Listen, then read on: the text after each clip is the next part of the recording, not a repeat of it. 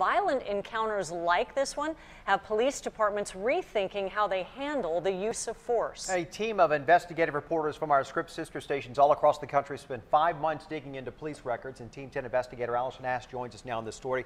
That data is showing a little bit of a problem, you say, within the San Diego Sheriff's Department. Yeah, it's just one of the agencies that actually responded to our request for information, but it's the only local department on our focus and force investigation where use of force incidents are actually up. But the sheriff claims he just has a different way of counting. You cannot touch me. You cannot touch me. You see this? You cannot touch me. You may think the growing number of viral videos like this one show police use of force is also growing, but that's not the whole story. Our Focus on Force investigation reveals only 3 of the 11 California police agencies who shared their numbers with us had a rise in use of force.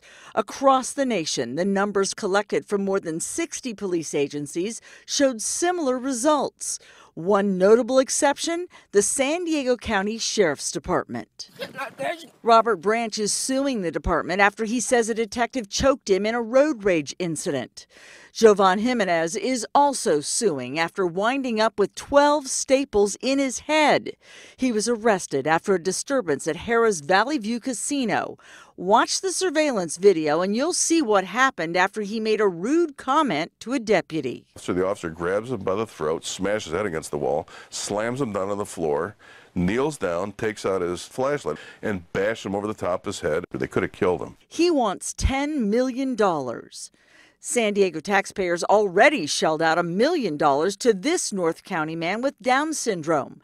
Team 10 was the first to bring you these images after Antonio Martinez was beaten and pepper sprayed by a sheriff's deputy. The San Diego County Sheriff's own statistics show that use of force went up 35% from 2011 to 2013. The numbers also reveal a big jump in how often deputies pull out their guns, up 53% from 2010 to 2013. Sheriff Bill Gore wouldn't talk to us for this report, but a spokesperson for the department said that uptick in the numbers could be explained in the new change in how they count up the numbers. So it could be like comparing apples to oranges. Get on the ground, take your hands out of your pockets.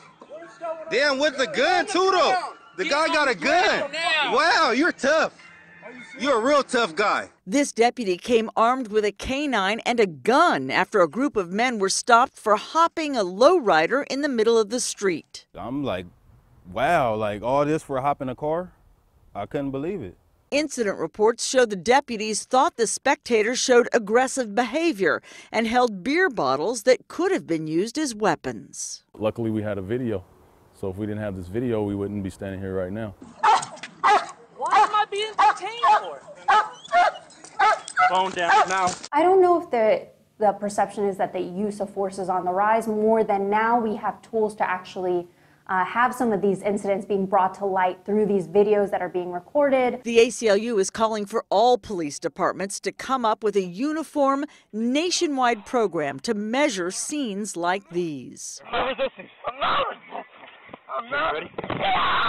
We need to move beyond the point of just talking about the problem to actually figuring out how to fix it. And you can only really do that once you actually know what's happening through data.